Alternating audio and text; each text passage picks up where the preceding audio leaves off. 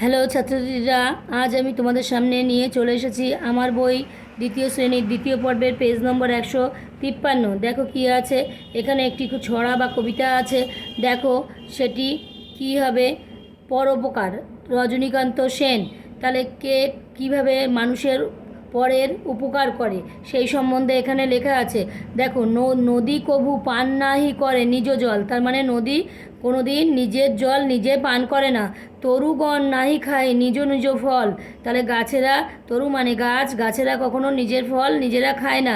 গাভী কভু নাহি করে নিজ দুগ্ধ পান, মানে গাভী মানে গরু, গরু কখনো নিজের দুধ কখনো খায় না, পান করে না বা খায় না।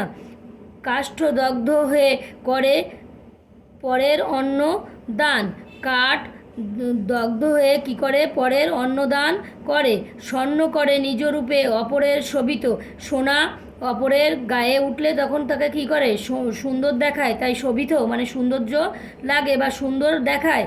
বংশী করে নিজ রূপে অপরের মোহিত, তার মানে বংশী যদি বাজানো হয় বা বাঁশি যদি বাজানো হয় নিজ রূপে অপরের মোহিত, মানে অপরে সেই বাঁশির আওয়াজ শুনে মোহিত হয় মানে আনন্দ পায়। শস্য জন্মাইয়া নাহি খায় জল ধরে, সাধুর ঐশ্বর্য শুধু পরহিত তরে, সাধুর ঐশ্বর্য শুধু পরের জন্যই।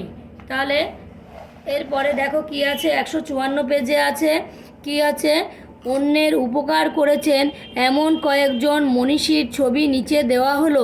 ছবির নিচে এদের নাম লিখি, বড়দের কাছে এদের জীবনের গল্প শুনি। এনারা আমাদের জন্য অনেক কিছু করেছেন, তাই এনাদের নাম আমাদের ভালো করে জানা এবং এনাদের সম্বন্ধে আমাদের জানা উচিত।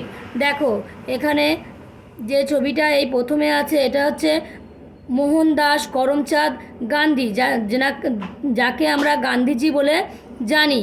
তারপরে দেখো নেতাজি মানে সুভাষচন্দ্র বসু, তারপরে দেখো বেগম রোকেয়া, তারপরে দেখো ভগৎ সিং, তারপরে ঋষি অরবিন্দ ঘোষ, তারপরে এখানে আছে আবুল কালাম আজাদ। বোঝা গেল। আজ এই পর্যন্ত। এই ভিডিওটি যদি ভালো লাগে অবশ্যই একটি সাবস্ক্রাইব ও লাইক করবে।